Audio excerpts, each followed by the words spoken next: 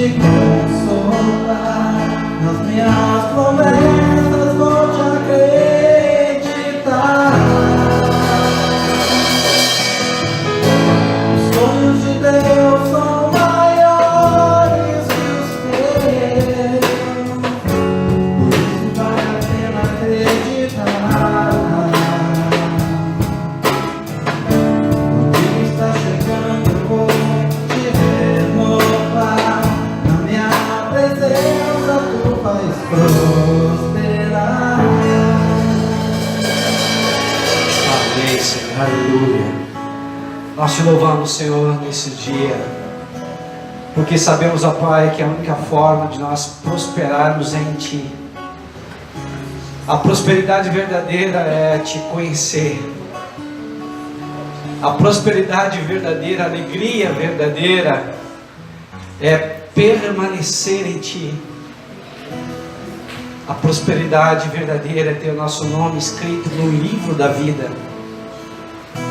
A prosperidade verdadeira é ter uma família a qual nós amamos, respeitamos, cuidamos e zelamos dela. A prosperidade verdadeira é ter o suficiente para que nós possamos comer e nisso estarmos contentes. Ah, Senhor, nos ensina a sermos prósperos. E essa prosperidade é ter uma paz que seja toda a compreensão humana. Uma paz que traz uma plenitude de vida, uma vida plena, uma vida abundante. Senhor, nós precisamos e carecemos de Ti. Queremos dizer, Senhor amado, nesse dia que Tu és o nosso Deus. Nos ajuda, Pai, em nossas fraquezas. Nos perdoa, Pai, os nossos pecados, os nossos delitos, as nossas iniquidades, as nossas transgressões. Senhor, a Tua palavra diz, se nós confessarmos a Ti os nossos pecados, Tu és fiel e justo para nos perdoar e nos purificar de toda injustiça. E a Tua palavra ainda diz, ainda Senhor, e vai mais longe, dizendo que o Senhor lança os nossos pecados no mar do esquecimento e deles não lembra mais. E nesse mar há uma placa que de longe e até mesmo à noite todo mundo vê, que diz assim: proibido pescar. Ou seja, no momento que eu me arrependi, eu confessei os meus pecados, me arrependi, abandonei os meus pecados, Deus me absolveu, Deus passou uma borracha e dos meus pecados Deus não lembra mais. Se o meu coração, se o teu coração te acusa nesse dia, saiba que nós temos dois advogados, os melhores na terra, é o Espírito Santo, que intercede por nós com gemidos inexprimíveis, e nos céus é o próprio Jesus. Ele intercede ao Pai, dizendo: Pai, perdoa porque eles não sabem o que fazem. Senhor, eu já paguei o preço lá na cruz do Calvário. As minhas mãos e os meus pés furados provam isso.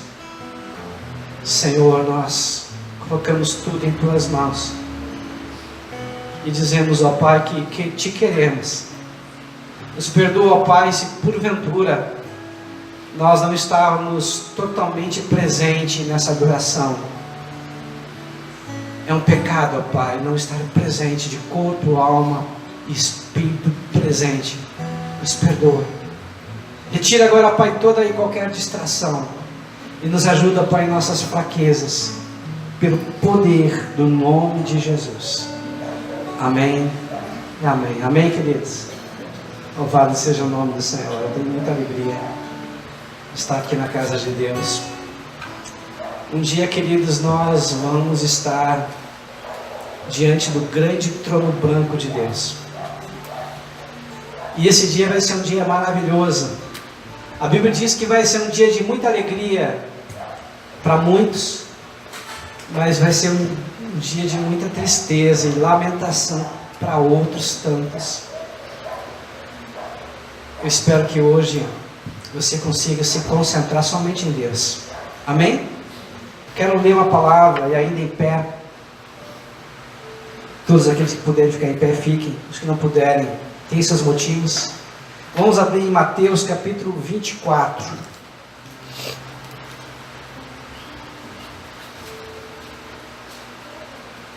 Feliz em ver o Lúcio também, a Luciana. A Aura, que estava com problema no pé, né, Aura? Ainda está. Por isso que está sentada, né? Mateus capítulo 24. Versículo 3. Assim diz a palavra de Deus. No Monte das Oliveiras achava-se Jesus assentado. Quando se aproximaram deles os discípulos em particular, e lhe pediram: dize-nos quando sucederão essas coisas, e que sinal haverá da tua vinda e da consumação do século. Só até aqui. Feche os teus olhos. Deus amado e Deus bendito, nós te louvamos, ó Pai, e te bendizemos. Reconhecemos, ó Pai, a nossa insignificância, a nossa pequenez. Precisamos e carecemos de Ti, Senhor. Fala conosco agora. Abre, Pai amado, nossos ouvidos espirituais para ouvir a Tua voz. E nos dê também, ó Pai, coragem para proceder, praticar, obedecer a Tua voz. Querido e doce Espírito Santo de Deus, Tu que nos convence do pecado, da justiça e do juízo, se conosco, ó Pai, nesse dia. Nos abençoa, em o nome de Jesus. Amém e amém. Pode sentar, queridos. Louvado seja o nome do Senhor. Mateus capítulo 24, ele fala sobre o sermão profético. E nós temos falado nas quintas-feiras sobre escatologia, final dos tempos, sinais. Então nós queremos dar continuidade também. E eu quero que vocês compreendam que nós estamos vivendo hoje o final dos tempos. Nós estamos vivendo hoje dias de angústia, de tormento, de perseguição, de guerras, terremotos, maremotos, tsunamis. Esses são sinais que o Senhor Jesus nos deu para a sua volta. E aqui em Mateus 24, versículo 3, tem 3 perguntas que eu quero me debruçar nesse dia. A primeira pergunta é: quando o templo de Jerusalém será destruído, e a cidade também? A segunda pergunta é: quais os sinais da volta de Cristo? E quais os sinais do fim dos tempos? Então é interessante, Jesus nos ensinou, Jesus nos orientou que haveriam sinais para todos esses eventos. E esses sinais serviriam como um alerta para que nós estivéssemos atentos, para que nós não fôssemos pegos de surpresa. Sabe o que eu vejo hoje? A igreja dormindo. Eu não digo dormindo somente nos cultos, mas dormindo no sentido de distração. Pessoas, por exemplo, com celular. Eu sei que tem celular, tem a Bíblia no celular, mas às vezes dentro da própria igreja, pessoas com o celular jogando no Face, respondendo. Queridos, o momento do culto é um momento tão sagrado, um momento que nós recebermos de Deus, ouvirmos de Deus. Primeira parte do culto, nós oferecemos para Deus um culto de celebração, de festa, de louvor, de adoração para Deus, porque Ele merece, Ele é o nosso Deus, Ele nos salvou. Mas a segunda parte do culto é onde Deus fala conosco. E às vezes um descuido, uma distração pode atrapalhar tudo. Sabe o que eu percebo? Que o diabo hoje não precisa tirar ninguém da igreja. Ele pode permanecer as pessoas dentro da igreja, mas a pessoa apenas está de corpo presente, mas a sua mente está na conta, está nas preocupações, e preocupação é preocupar-se com algo que vai ou não acontecer, a gente não sabe. E A própria ciência nos diz que 95% das nossas preocupações jamais acontecerão, ou seja, nós sofremos antecipadamente de algo que não vai acontecer. Então é um gasto de energia desnecessário. Sabe o que eu percebo? Lá em Gênesis capítulo 3, versículo 8 a 9, Deus chega depois que Adão e Eva desobedeceram a sua voz e comeram do fruto proibido, que era proibido comer. E Deus faz uma pergunta: Adão, onde você está? A Bíblia diz que Deus, ele é onisciente, Deus sabe todas as coisas. Deus sabia o que tinha acontecido e sabia onde Adão estava. Qual é o sentido dessa pergunta? É a mesma pergunta que Deus faz para mim e Deus faz para você hoje. Onde é que você está? Pastor, eu estou na igreja. O corpo está na igreja. E a mente? A mente, a Bíblia fala em coração. A mente é a sede das nossas emoções, é a sede dos nossos pensamentos, da nossa racionalidade, mas também a sede da nossa vontade. A palavra de Deus diz em Mateus capítulo 22, versículo 37 a 39, diz que nós temos que amar a Deus com todo o nosso ser. Ou seja, amar a Deus envolve emoção, pensamento e vontade. Amar a Deus significa estar totalmente, completamente ligado a Ele. O que eu percebo é que nem sempre nós estamos assim. A palavra de Deus diz lá em Apocalipse: onde você se perdeu, volta para o primeiro amor. O que significa voltar para o primeiro amor? Significa que nós temos que voltar àquela paixão, aquele amor. Mas por que nós perdemos esse amor? A palavra de Deus diz que no final dos tempos o amor de muitos se esfriaria. E nós também nos esfriamos por causa de homens, instituições, decepções.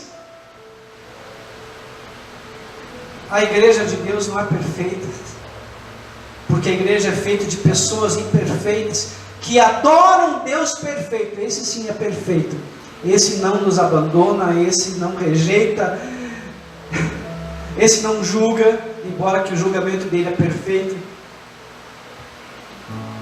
Mas um dia nós seremos perfeitos, assim como perfeito é nosso Senhor.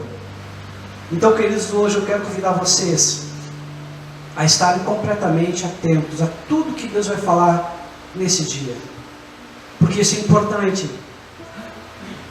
Reconhecer esses sinais e ter a coragem de ficar alerta, de buscar a Deus, viver uma vida de santidade, se desviar do mal e da aparência do mal. É isso que vai trazer salvação. A salvação não é por obras. Efésios 2,8 diz que a salvação é pela graça mediante a fé.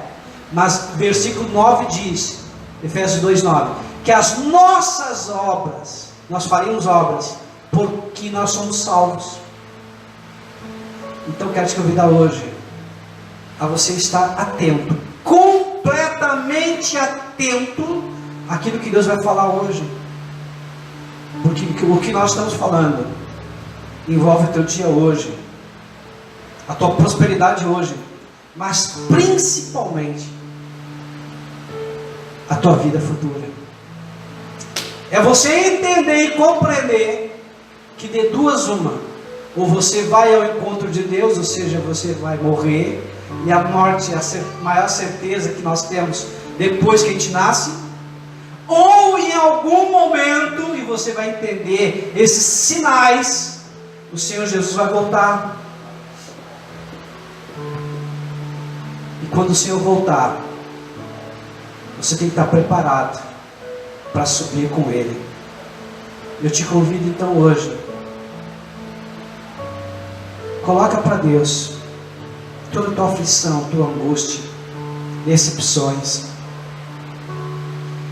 Entrega os teus sentimentos, as tuas emoções, porque é impossível você se conectar com Deus se a tua emoção, os teus sentimentos feridos,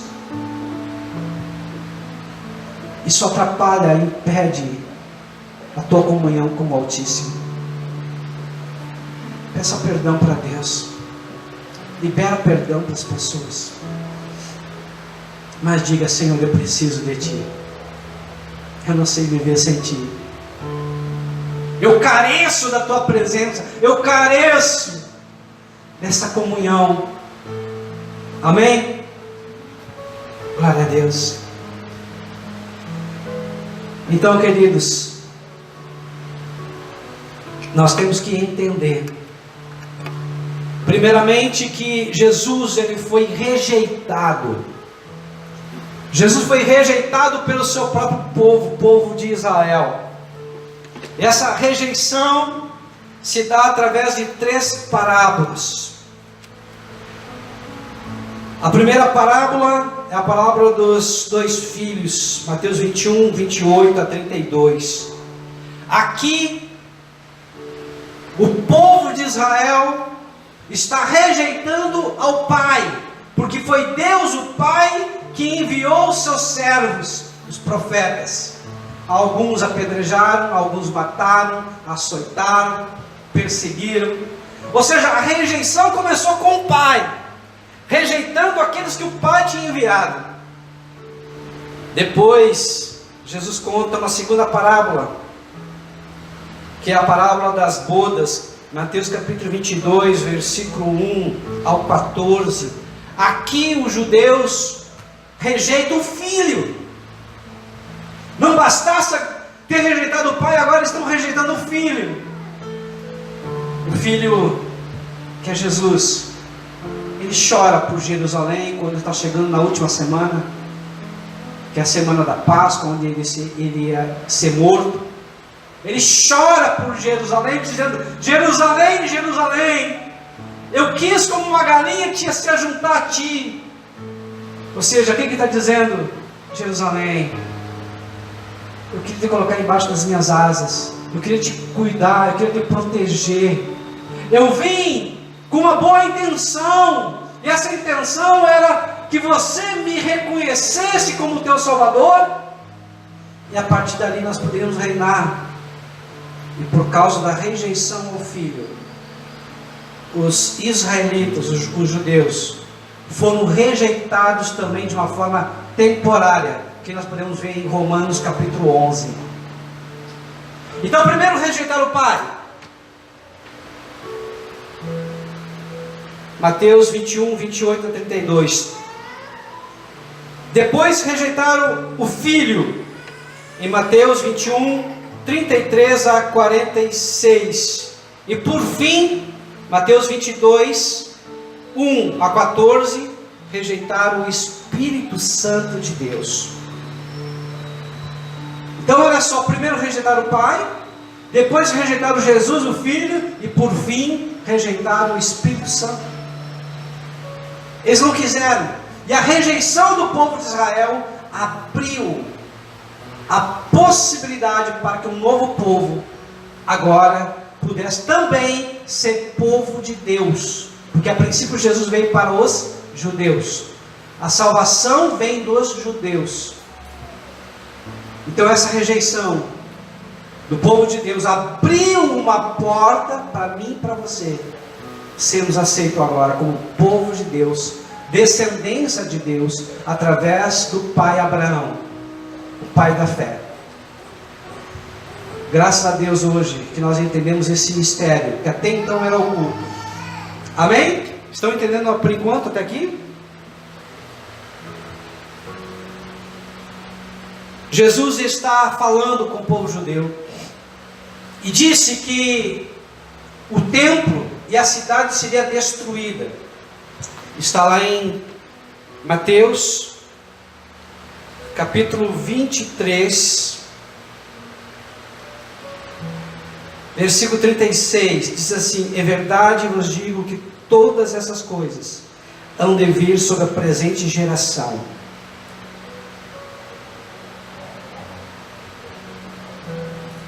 Todas essas coisas falam sobre a destruição de Jerusalém. Quando é que isso aconteceu? Isso aconteceu depois, 70 anos depois de Cristo.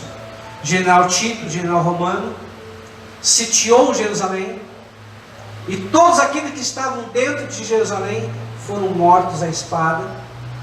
Alguns que sobraram foram levados cativos como escravos, e a palavra de Deus diz que não ia ficar pedra sobre pedra. Tudo foi destruído.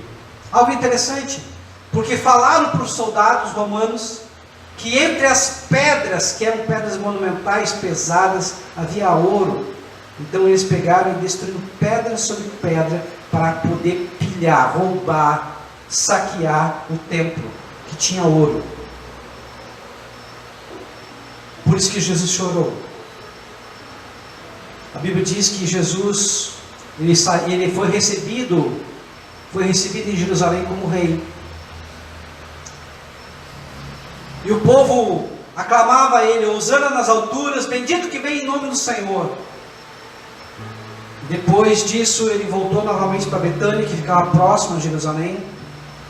E no retorno, quando ele estava retornando para voltar, para pregar, para continuar ensinando e curando, ele viu uma figueira que estava com muitas folhas.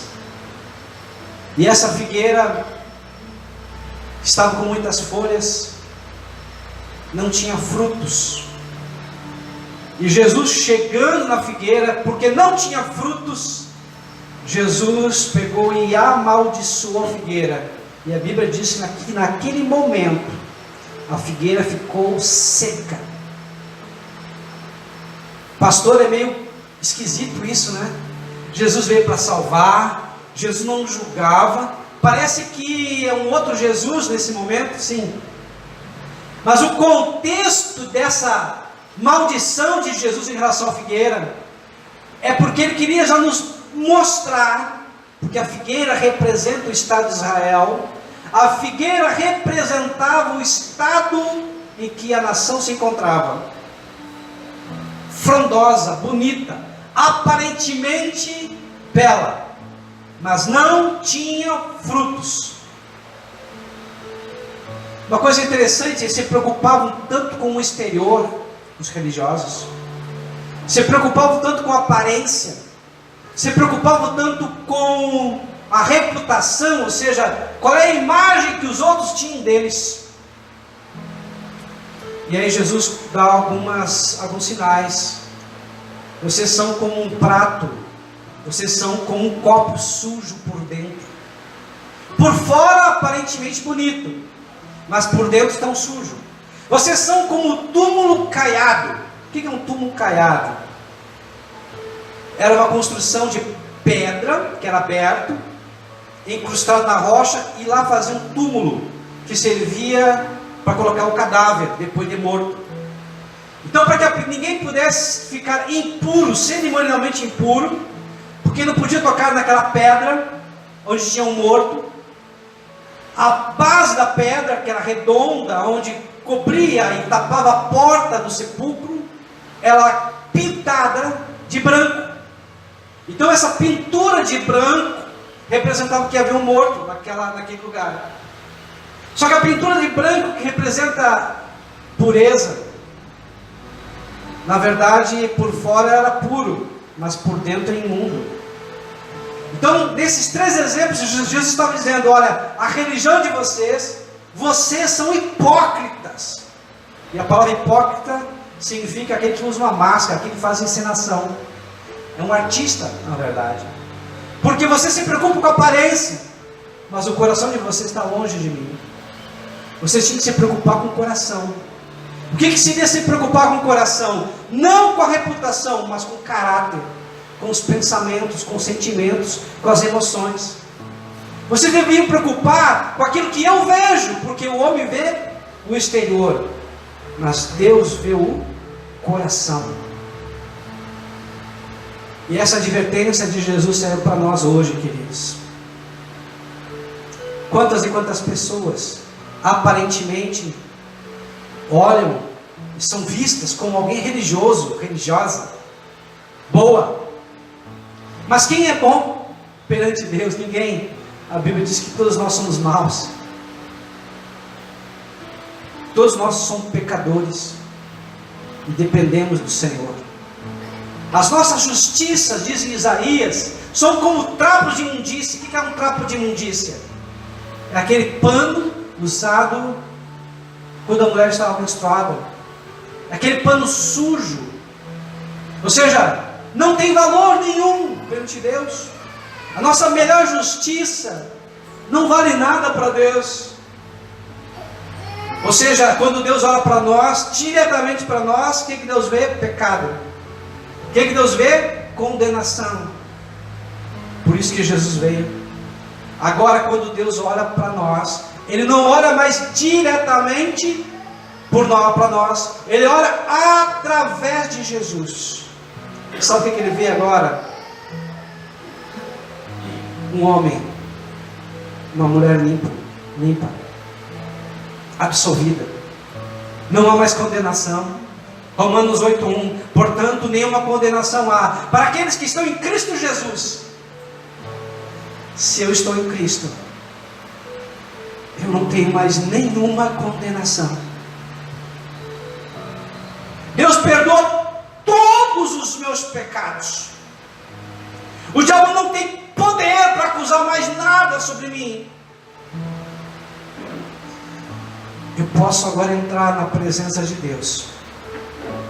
E se a Bíblia diz: se o meu coração me acusa, maior é Deus do que o meu coração. Então eu tenho a liberdade de poder chegar até Deus e abrir meu coração e dizer tudo o que eu sinto, tudo o que eu penso, todas as minhas dúvidas, as minhas queixas. Eu posso chegar para Deus e dizer: Senhor, eu pequei, eu errei, eu julguei, seja lá o que for que eu fiz, mas eu preciso de Ti. Me ajuda, Senhor, na minha pequenez. Ou seja, Deus jamais vai deixar que alguém que se humilha, que quebranta o coração, rasga o coração, ficar longe dele. A palavra de Deus diz em 2 Crônicas 7,14: se o meu povo, que se chama pelo meu nome, se humilhar, ou seja, se submeter, orar, se arrepender, se converter dos seus maus caminhos, então eu ouvirei dos céus. Estão entendendo? Quando nós verdadeiramente reconhecemos que somos maus e precisamos do Senhor, porque sem Deus nós julgamos muito, de uma forma precipitada. Sem Deus nós somos invejosos. Sem Deus nós somos ciumentos. Sem Deus nós somos mentirosos. Sem Deus nós condenamos. Sem Deus nós fizemos as piores coisas possíveis. Por isso precisamos dele mais do que qualquer outra coisa. Continuando aqui ainda. Então, quando é que o templo seria destruído? Lá em Mateus não diz a data, não dá o sinal, mas Lucas capítulo 21 nos mostra bem certinho qual vai ser o momento que o templo e a cidade seria destruída. Lucas capítulo 21, versículo 20 a 24. Eu vou ler para vocês. Quando, porém, virdes Jerusalém sitiada de exércitos, sabei que está próxima a sua devastação.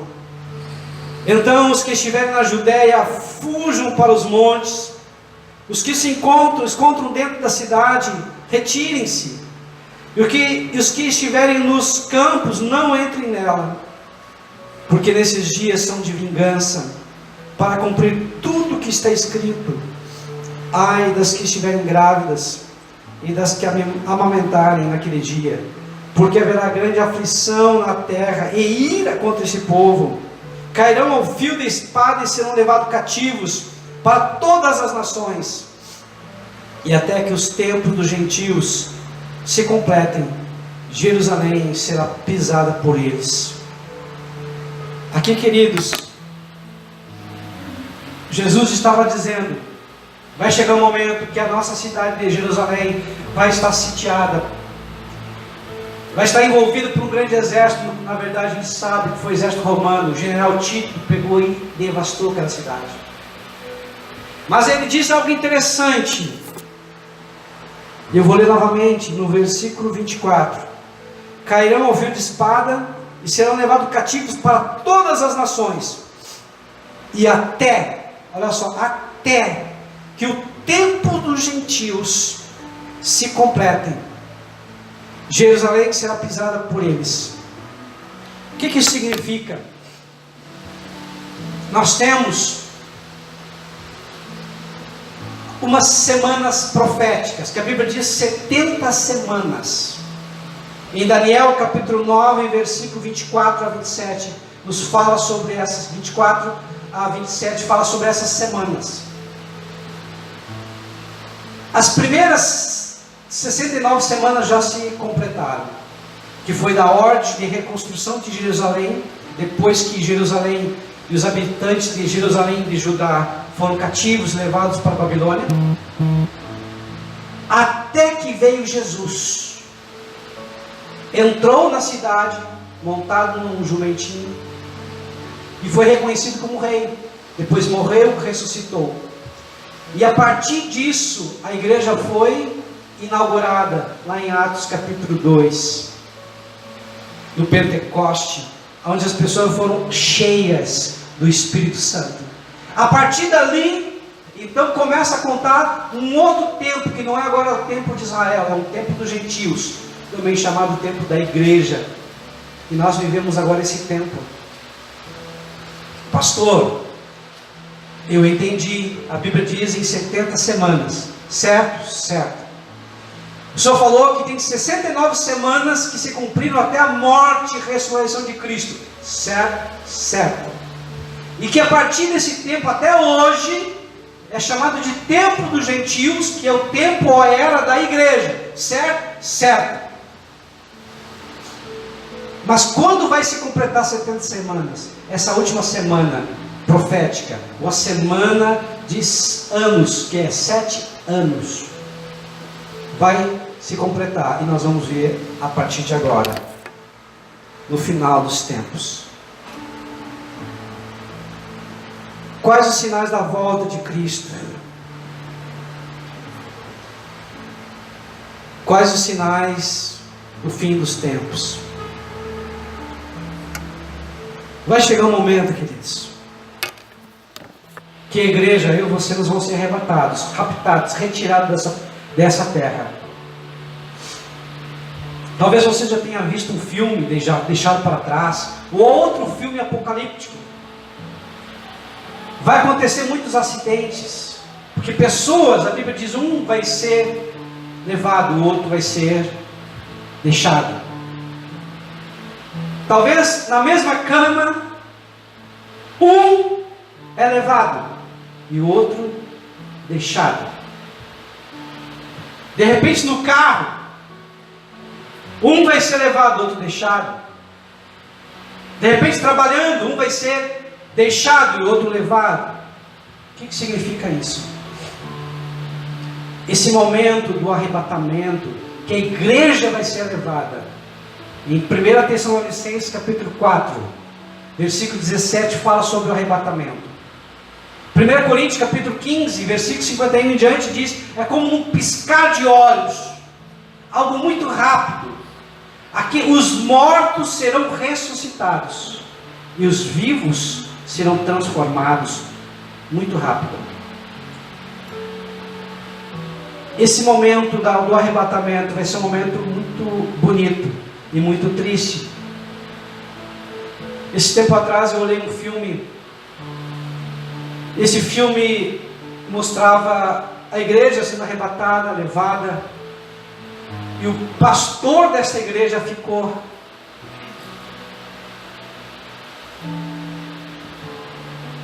E ele dentro da igreja dizia: Senhor, eu fui bom pastor porque as minhas ovelhas subiram. Por que eu não subi? Estão entendendo? Não é o conhecimento que vai nos salvar. Não é saber a verdade que vai nos salvar. Mas é ter o nosso nome escrito no livro da vida. Para quando esse dia chegar, nós estarmos não só preparados, mas desejosos. Como diz em Apocalipse: Maranata, vem Senhor Jesus. Ou seja, dentro de mim, dentro de ti, dentro de nós, tem que haver um desejo, uma vontade de se encontrar com o Senhor. Dentro de mim, dentro de ti, dentro de nós, tem que haver um desejo de andar com Deus, ouvir a sua voz, conversar com Ele, se relacionar com Ele. Estão entendendo? Esse desejo tem que ser algo grande, o suficiente, que nos tire da nossa inércia, da zona de conforto, e nos leva a orar, ler a palavra, nos leve a confessar e abandonar os nossos pecados.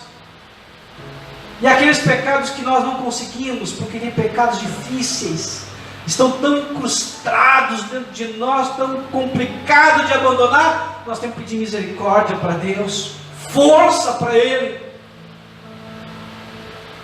Estão entendendo? Dizer: Senhor, eu tenho tentado, o Senhor é prova disso, mas está difícil, está complicado. A palavra de Deus diz: o querer fazer o bem está em mim, mas nem sempre o efetuar. Porque o mal que eu aborreço, isso eu faço, e o bem que eu deveria fazer, eu acabo não fazendo. Quem me livrará do corpo dessa morte?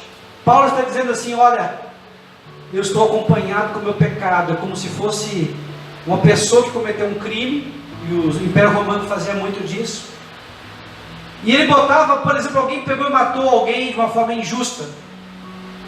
Então o criminoso, a sentença para o criminoso era colocar a vítima atrás dele.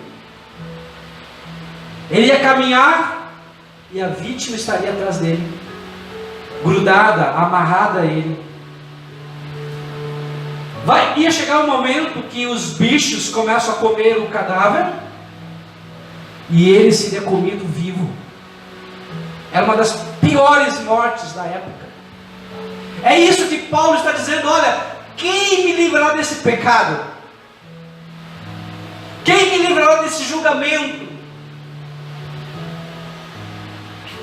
Aí Paulo compreendeu que há uma só forma de se livrar, não por obras, não por mérito pessoal, mas pela graça, que é o favor não merecido. Pela misericórdia de Deus, nós poderíamos ser livres. Então hoje, eu quero dizer para vocês que há uma salvação em Cristo Jesus. Eu quero dizer que hoje há uma forma de nós sermos livres. João 8,32: se o Filho vos libertar, verdadeiramente sereis livres. A única forma de nós sermos livres é em Jesus. Não há outra forma. Não há nenhum bom, nenhum sequer. Todos se extraviaram, todos se perderam. E nós precisamos e carecemos da graça de Deus em Cristo Jesus. Amém?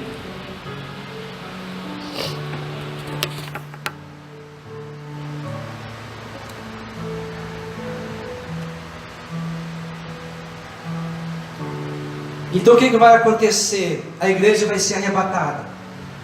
vai ser raptada, retirada, separada, conduzida aos céus.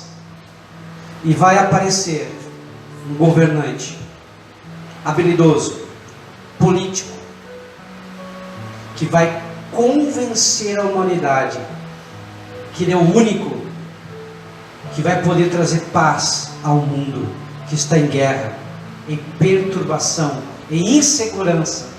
A partir dali, do arrebatamento e do aparecimento desse líder, que é o anticristo, começa a tribulação, período de 7 anos, onde ele vai reinar.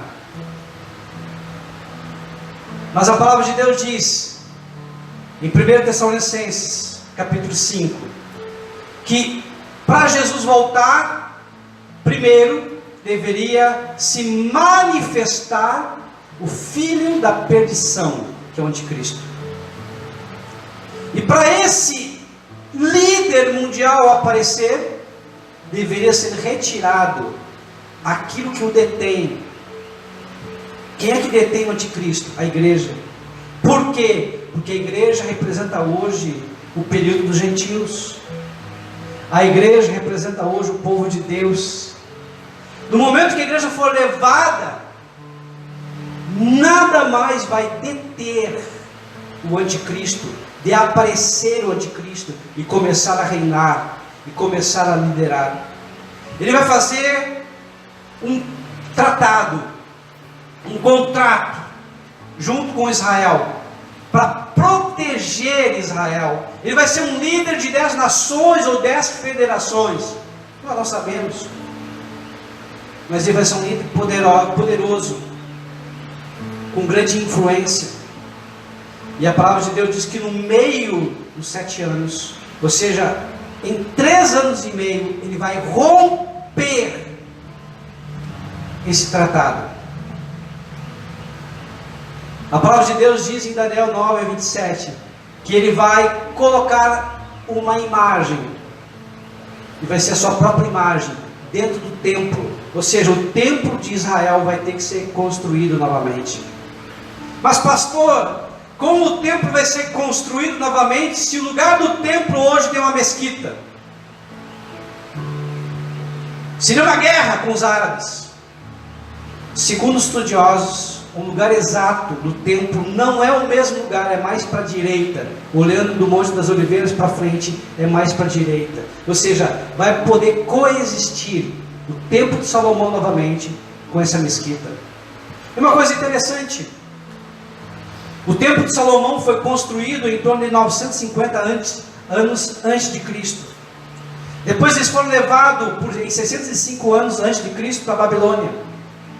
Em 586 anos antes de Cristo, Jerusalém e o templo foi destruído. Em 516 anos antes de Cristo, eles reconstruíram o templo. Esdras, que é o escrivão, Zorobabel, que era o governador, José, que era o sumo sacerdote, Ageu e Zacarias, que eram os profetas. Depois, no tempo de Jesus, 10 anos antes de morrer, Herodes começa a reconstrução, restauração do novo templo, que foi reconhecido como Templo de Herodes. E foi até 64 anos antes de Cristo para finalizar esse templo. Pastor, o senhor está dizendo que o templo, depois de totalmente pronto, teve apenas 6 anos, somente 6 anos, porque em 70 depois de Cristo esse templo foi totalmente destruído. Por isso do choro de Jesus em relação a Jerusalém. Estão entendendo, queridos? Hoje o Senhor está olhando para nós, para mim e para você. Ele sabe que os dias são maus. Ele sabe o que nós vamos passar daqui para frente. Ele sabe das perseguições, das angústias. Ele sabe das distrações. E eu creio que hoje a distração talvez seja uma das piores coisas que existem. Porque a distração nos separa, nos afasta, nos esfria a nossa fé, compete com Deus. E quantas distrações nós temos, né? Não precisa nem falar, você sabe. Tudo aquilo que compete com Deus se torna um ídolo, um Deus. Então nós temos que escolher, decidir viver com Cristo. Amém? Decida e escolha viver com Cristo todos os dias. Faça que nem o só hoje eu não vou beber. Só hoje. Hoje, Senhor, eu escolhi andar contigo. Hoje, Senhor, eu escolhi te dar a prioridade no meu dia. E quando chegar amanhã, o amanhã não existe. O amanhã se torna o hoje. Aí hoje novamente você escolhe andar com Cristo. Hoje você escolhe a servir ao Deus. Mateus 6,33. Buscar em primeiro lugar o reino de Deus e a sua justiça, e as demais coisas vos serão acrescentadas. Mas tem que ser uma escolha diária. Tem que ser uma escolha voluntária. Deus, ele não arromba nenhuma porta. Apocalipse 3:20 diz: eis que estou à porta e bato. Se ouvir a minha voz, então eu entrarei, cearei contigo e tu comigo. O que Deus está dizendo? Deus não está falando para quem não conhece Ele, Deus está dizendo para a igreja, porque em Apocalipse 3 está falando para a igreja. Igreja, eu, você, nós temos que abrir a porta para o Senhor reinar e liderar todos os santos dias da nossa vida. Todos os dias nós temos que permitir que o Senhor controle o nosso dia, controle a nossa vida, nos domine e nos conduza para mais próximo dEle. Sabe o que acontece quando nós estamos mais próximos de Deus? Você se torna uma pessoa mais alegre, mais feliz, mais animado, mais corajoso. Você se torna uma pessoa que pensa positivamente, que crê e verbaliza a tua fé baseada nas Escrituras sagradas. As pessoas querem ficar próximo de você, porque você se encheu de Deus, e o Espírito de Deus é o Espírito do amor. Quem se enche de Deus, se enche do amor. Agora, aquela pessoa que se afasta de Deus, ela começa a andar na carne, nem ela mesma se aguenta, nem ela mesma se atura. É um mau humor.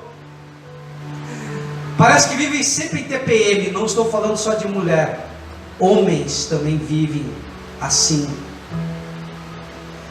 Então, queridos, te convido hoje, fica mais perto de Deus, busca Ele. Quando você encontrá-lo, agarra-o firme e não o deixe, e seja feliz. Tenha essa vida abundante, como diz João 10:10, a segunda parte. Eu vim, Jesus, para que tenham vida e tenham-a em abundância. Deus quer que nós tenhamos vida em abundância. Amém? Fique em pé nesse momento. Louvado seja o nome do Senhor. O Senhor quer mudar a nossa história, queridos, a minha e a tua. Mas nós precisamos estar alertas, porque Deus quer fazer uma mudança radical, e o Senhor está próximo. A sua vinda, ela é iminente. Por isso nós temos que estar preparados para quando Ele voltar. Feche teus olhos nesse momento. Pergunta para ti mesmo: o que tem atrapalhado? O que tem impedido que você esteja mais próximo de Deus? Talvez seja uma distração, Talvez seja um problema emocional, falta de perdão, eu não sei. Mas você precisa se liberar, precisa estar mais perto de Deus.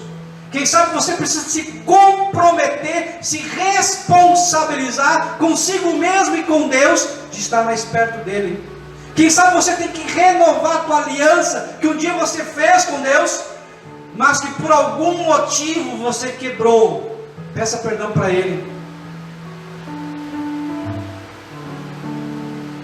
O Espírito Santo de Deus está dizendo que tem te chamado para orar e você não tem orado.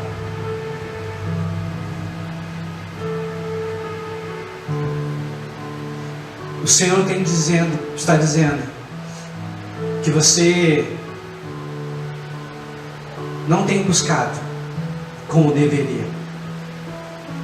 Hoje é o momento, hoje é o dia de restauração, de confirmação da tua aliança. Hoje é o dia de você dizer: Senhor, eu tenho te deixado por várias situações. É o trabalho, é a internet, é seriados.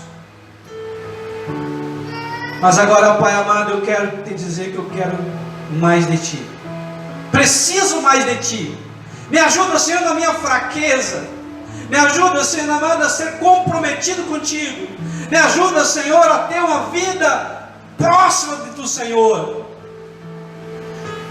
Senhor amado, eu não quero ser um religioso hipócrita que nem os fariseus, saduceus, que viviam de aparência, mas eu quero, Senhor amado, verdadeiramente me entregar por completo, assim como os publicanos e pecadores, quando ouviram a Tua palavra, as boas novas do Evangelho, e se arrependeram, e disseram: me perdoa, Senhor, porque nós somos pecadores. Perdoa, Senhor amado, porque eu preciso de Ti. Perdoa, Senhor, porque eu tenho estado longe de Ti. Perdoa, Senhor amado, porque eu tenho estado frio. Mas eu quero agora me aquecer da Tua presença e do Teu Espírito. Me ajuda, Senhor, na minha fraqueza. Me ajuda, Senhor, a restaurar essa fé que um dia já tive. Me ajuda, Senhor, a restaurar esse amor, esse zelo, esse desejo intenso de estar na Tua presença. Me ajuda, Senhor, na minha fraqueza, que eu te peço. E desde já agradeço, em nome de Jesus. Quem crê, diga amém. Glória a Deus, e aplauda o Senhor, porque Ele merece. Merece toda a honra, toda a glória e todo o louvor, para sempre e sempre. Amém.